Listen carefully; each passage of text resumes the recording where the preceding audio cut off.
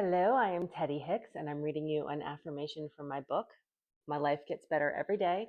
I'm perched on the edge of my chair today because my cat has decided that this chair that I brought in to sit in while I make these videos is her spot. Like the second I brought it into the house, she ran over to it, got on it. She won't get off. Actually, I'm making her mad. She's moving around now. But anyway, today is August 19th, 2026, and our affirmation for today is I'm practicing forgiveness. How many people are you holding grudges against? How many enemies do you have? Notice where you can forgive all perceived transgressions, whether tiny little things or big life changing ones. Forgive and release all residual anger and resentment and enjoy the freedom. It's for your benefit, not theirs. Love, Teddy. It's easy to forget that, isn't it? That the grudges that we're holding aren't actually protecting us from anything, and they are hurting us more than they're hurting the person that we feel the grudge against. It's our brain's natural protection instinct, right? To kick in and say, this this person's a threat. This person has wronged me in some way. This person has some control over me that I'm not comfortable with.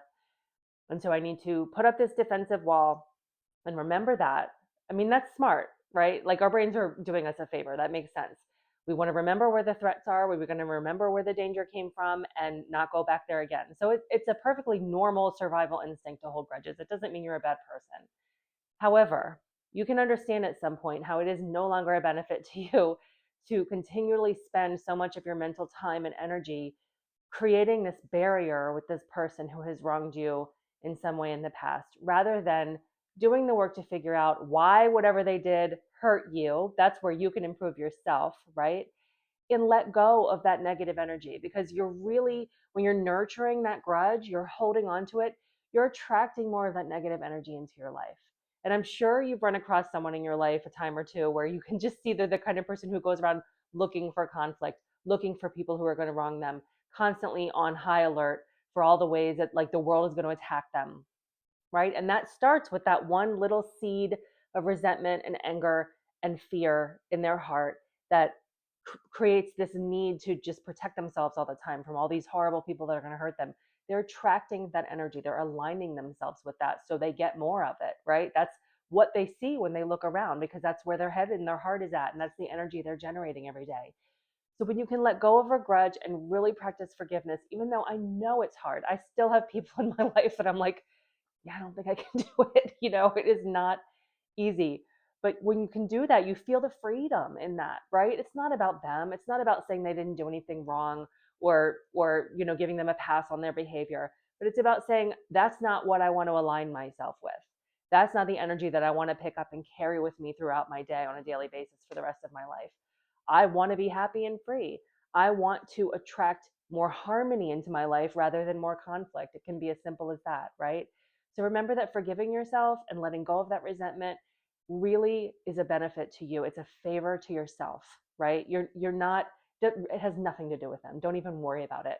They could still be the biggest jerk in the world. They could still have done the worst thing to you ever. And you are deciding to withdraw your energy from that situation. Stop marinating on it. Stop giving your attention to it. Stop aligning yourself with conflict and moving on to invite more harmony and peace and happiness into your life.